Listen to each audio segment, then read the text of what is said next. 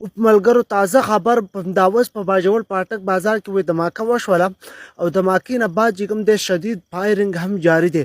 الله اکبر. ملګرو ویډیو شیر کړئ، ویډیو ریپوسټ کړئ. سبا تاسو ته پته چې په باجوړ کې چې کوم دی فاینل هم کیږي، فاینل میچ هم دی، خو اوس هم دغه اواز درون اواز یې وکړو، خو په ذرایع نه معلومه شوه چې دا هم اوس په پاټک بازار کې یو لوی په چاودنه وشوله او په دغه کې اوس د مالي جاني نقصان هیڅ پته لا نه ده راغلی. دومره ده چې اواز یې ډېر زیات دروند او ډېر زیاته زورداره دماکه وه. خو په بل اړخ ته چې کوم دی اوس فایرنګ په شروع کې جاری دی چې پته نه لګي څوک لګیا دي څوک نه دي لګیا. خو دا ویډیو در سره شیر کړئ د امن په خاطر، د خپل وطن په خاطر، د ترقۍ په خاطر. الله دې وکړي چې په دې وطن کې نور امن راشي، نور ترقي راشي، نور خوشحالي راشي.